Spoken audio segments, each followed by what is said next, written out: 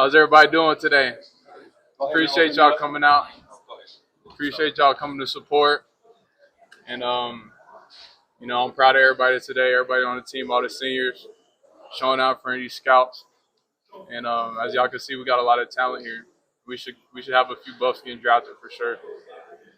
What has this process been like, the draft process being, what is this last couple months, this offseason been like? Man, just working. Working on technique because the 40 is all about technique. I ended up with a 4.52. I really wanted to get that 4.4, whatever, so I could get this whip from my dad. But some people have 4.4, but the big boys have 4.52. So we're going to go by that. And, the work just don't stop here. 4.4 was just a goal. That was a goal. Nobody even thought I can run a 4.5 at all or a 4.6. Everyone's talking about 4.7, stuff like that. But, I'm proud of it. He's proud of it. I'm proud of Shador out here throwing great. He had some passes that was unbelievable that I haven't seen a lot of guys throw, because I haven't seen him throw in a long time since the season. I've been watching guys pro days, and then I see Shador in real life. I'm like, dang, he actually is good, So he gets a lot of hate too, but he actually truly is the top quarterback of this draft. And I'm not just saying that because I'm his brother,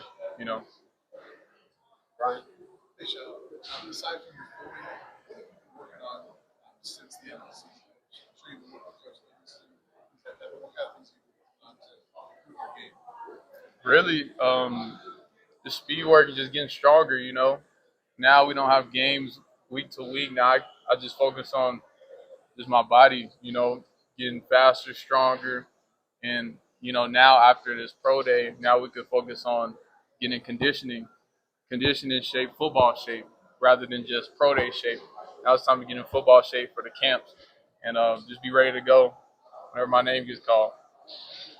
After that Nebraska game, how tough was it for you to kind of keep on defense while trying to move on? Yeah, I'm a true competitor. Out to Nebraska, when I broke my forearm in half, there's not a lot of guys that would come back and even want to play football again after that. Because that's like brutal. That's literally a brutal injury, very gruesome. My arm snapped in half. And as soon as that happened, I told him to just tape it up tight and let me go back out there. But it was truly broken. So just coming back in 3 weeks, was outrageous. But that just says what type of guy I am. You hear a lot of bad things, but you don't hear a lot of good things. That I'm truly a competitor, and I don't let nothing put me down, no matter what. And that's what you want out of a guy. Can't nothing get in my way. And failure is not an option. So even coming back and playing the worst game of my life, one bad game in my whole career, it is what it is. There were two moments that I noticed after the Oklahoma State game and after the BYU game. You went into the stands and talked to the fans. Why did you do that, and why did that change the way you do it? Did they hear the question on the interview? I hope so. I'm like, yeah. All right, so he said, why did I go in the stands after the Oklahoma State game and BYU game?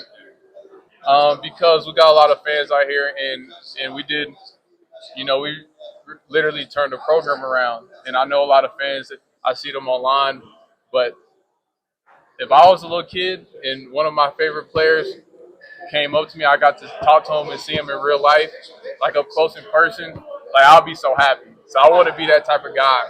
So all our fans that paid all this money to come support us, you know, just show love to them too.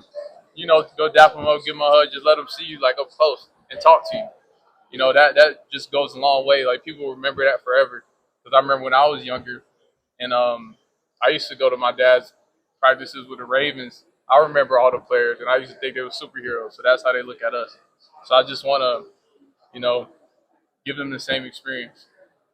Next question.